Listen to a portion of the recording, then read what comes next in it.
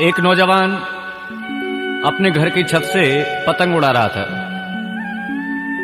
पतंग उड़ाते हुए पतंग की डोरी को छोड़ता गया, पतंग दूर चलती गई।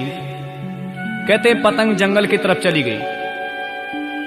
जंगल की तरफ जब पतंग गई तो डोरी टूट गई और पतंग जाकर के जंगल में एक साधु की कुटिया के आगे गिरी। साधु ने इस पतंग को देखा और उठाकर के अपनी कुटिया में रख लिया। ये नौजवान वहां पर गया और जाकर के कहता है कि स्वामी जी महाराज इधर पतंग आई थी। सन्यासी ने कहा बेटे पतंग आई थी। ये नौजवान पूछता है स्वामी जी पतंग कहाँ है? सन्यासी ने कहा बेटे कुटिया में रखी है। ये नौजवान अंदर गया और जाकर के कुटिया से पतंग को निकाल लाया। स्वामी जी महाराज कहते हैं रे तू पतंग भी उड़ा लेता है? ये कहता है हाँ स्वामी जी पतंग जब उड़ा लेता हूं जब कोई नौजवान ताश खेलने को नहीं मिलता। स्वामी जी महाराज कहते हैं तो ताश भी खेल लेता है? ये कहता है हाँ स्वामी जी जब कोई शराब आदि पीने को साथ में नहीं बैठता। कहते हैं तू शराब भी पी लेता? कहता है हाँ स्वामी जी इसलिए जब कोई जुआ खेलने को नहीं मिलता। कहते हैं इसने अपने को अनेकों दुर्गुण गिनाए। स्वामी जी महाराज कहते हैं तुझे परमात्मा ने मानव चोला दिया था कुछ अच्छा बनने के लिए, लेकिन तू बुराइयों में फंसा है, तू मेरे पास बैठ। कहते हैं सन्यासी की बातों का असर हुआ। रे नौजवान सन्यासी के पास बैठने लगा, योग साधना सीख गया। इसको 2-4 महीने जब बीत गए तो कहने लगा स्वामी जी मेरे परिवार भी है, मेरी माँ है, बहन है, भाई है और पत्नी है। मैं अपने घर जाना चाहता हूँ और यहाँ तक कि मेरी माँ तो मेरे बिना रह भी नहीं सकती, पत्नी भी मेरे बिना नहीं रहती, पिताजी मेरे बिना नहीं रहते। मैं जाना चाहता हूँ, उनसे मिलकर के फिर आ जाऊंगा। स्वामी जी महाराज ने इसे समझाया बेटे दुनिया में कोई किसी का नहीं है, माँ बाप पत्नी आदि कोई भी किसी का नहीं है, केवल तू ही अपना कर्म अपने आप भोगेगा। ये कहता है स्वामी जी ऐसे कैसे हो सकता? कहते हैं अगर तुझे विश्वास नहीं तो परीक्षा कर ले। इसको कहा कि तू अपने घर में जाकर के कहना कि मेरी कुछ तबीयत ठीक नहीं, और घर में ये जरूर कह देना अगर मुझे कुछ हो जाए तो मेरे गुरुजी को बुला लेना। मैं वहां पर आऊंगा और आकर के तुझे दिखा दूंगा कि दुनिया में कौन तेरे साथी है। कहते हैं नौजवान स्वामी जी महाराज की बात को मान करके गया और जैसे ही घर पहुंचा तो माँ बहुत खुश हुई, पत्नी बहुत प्रसन्न हुई। पति आया, माँ ने कहा बेटे रोटी खा लो। ये नौजवान कहता है माँ कुछ तबीयत ठीक नहीं है, आज मैं भोजन नहीं करूंगा। इसने कहा नहीं बेटे कुछ तो खाना पड़ेगा। इसने कहा थोड़ी देर में आराम कर लूं। और कहता है मेरी तबीयत कुछ खराब है, अगर ज्यादा खराब हो जाए तो देख लेना। और यहां तक इसने कह दिया कि अगर मेरी कुछ ज्यादा तबीयत गड़बड़ हो तो डॉक्टर को मत बुलाना, मेरे गुरुजी निकट में वहां कुटी पे रहते हैं, गुरुजी को बुला लेना।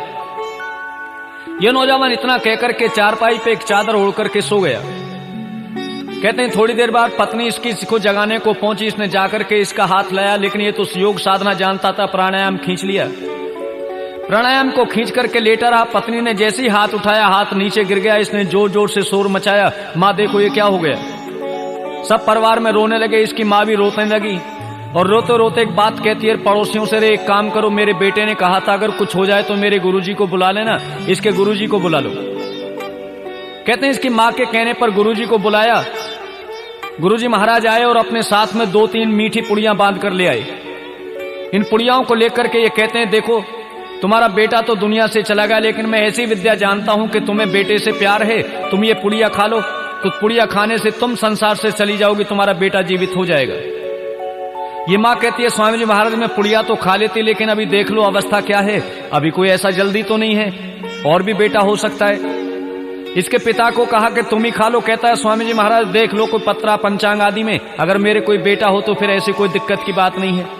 कहते हैं सभी के लिए पुड़िया को लेकर के चले। जब पड़ोसियों को तरफ कहा तो पड़ोसी भी उठ करके चलने लगे। अंत में स्वामी जी महाराज कहते हैं चलो मैं ही खा लेता हूं। सब लोग कहते हैं हाँ स्वामी जी आप खा लो, सन्यासियों का जीवन ही परोपकार के लिए होता है। मिली हुई बात थी, सन्यासी ने शिष्य को बता दिया था मैं ऐसे करूंगा। कहते हैं सन्यासी ने पुड़िया को खाया और खा करके लेटे और ये नौजवान उठ गया। स्वामी जी महाराज कहते हैं बताओ बेटे इस दुनिया में कौन किसका है? ये स्वामी जी कहता है कि स्वामी जी महाराज दुनिया में कोई भी किसी का नहीं है, ना माँ है, ना बाप है, ना पिता है, ना बेटा आदि कोई भी किसी का नहीं है। इसलिए हम संसार में आए हैं तो किसी का मोह ना करके उस परमपिता परमात्मा की भक्ति किया करें।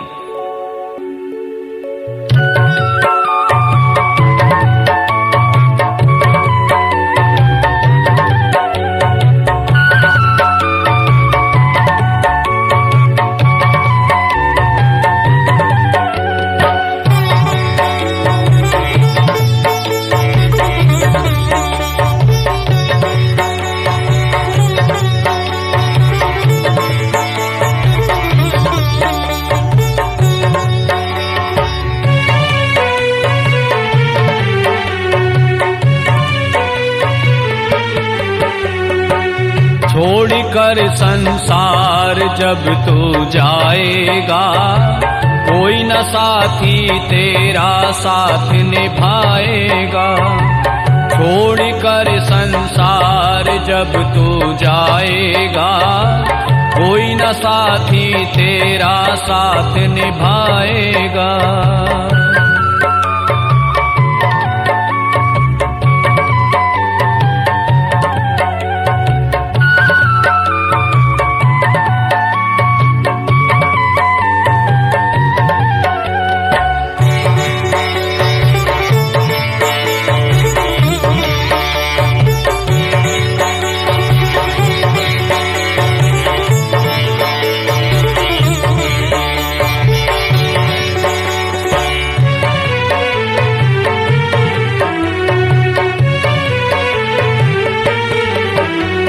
प्रभु का भजन किया ना, सत्संग किया न 2 घड़ियां। तूने प्रभु का भजन किया ना, सत्संग किया न 2 घड़ियां। यमदूत पकड़ कर तुझको तेरे डालेंगे हथकड़ियां, कौन छुड़ाएगा। कोई न साथी तेरा साथ निभाएगा। छोड़ कर संसार जब तू जाएगा, कोई न साथी तेरा साथ निभाएगा।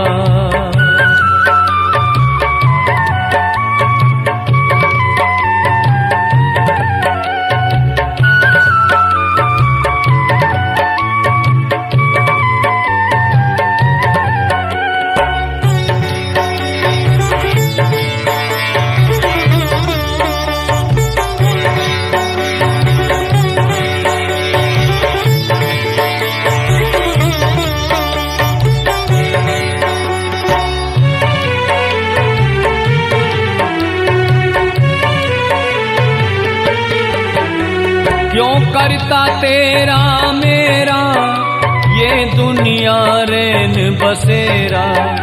क्यों करता तेरा मेरा ये दुनिया रैन बसेरा।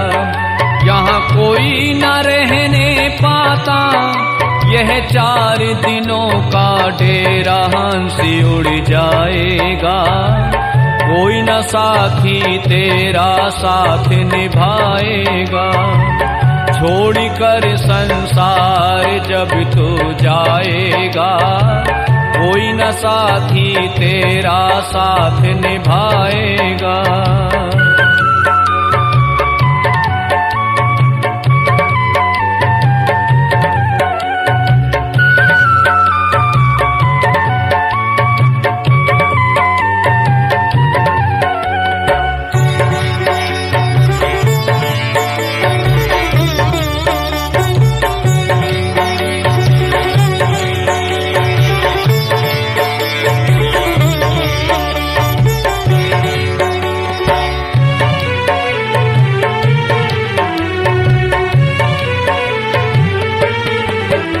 इस पेट भरन की खातिर क्यों पापी कमाता निश दिन। इस पेट भरन की खातिर क्यों पापी कमाता निश दिन। शमशान में लकड़ी रख कर तेरे आग लगेगी, एक दिन खाकी हो जाएगा। कोई न साथी तेरा साथ निभाएगा। छोड़ कर संसार जब तू जाएगा, कोई न साथी तेरा साथ निभाएगा।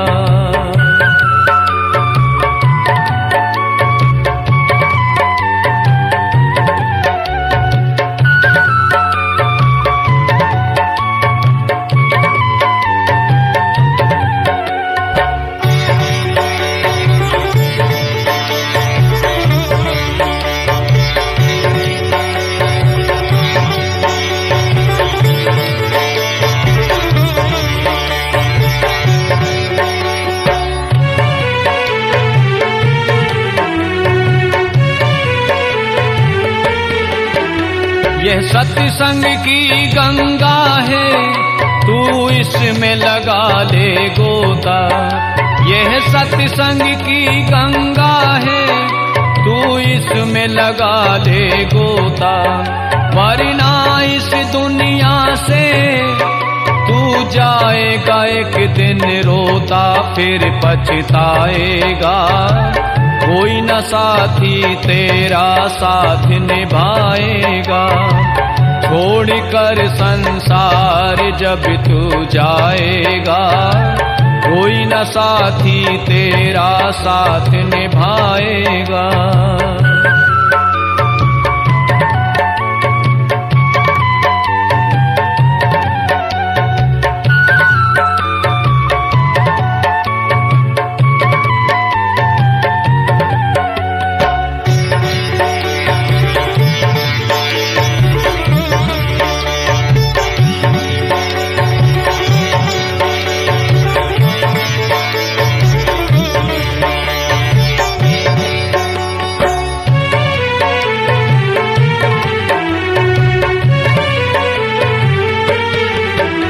अब शरण प्रभु चरणन में तू प्रीति लगा ले बंदे।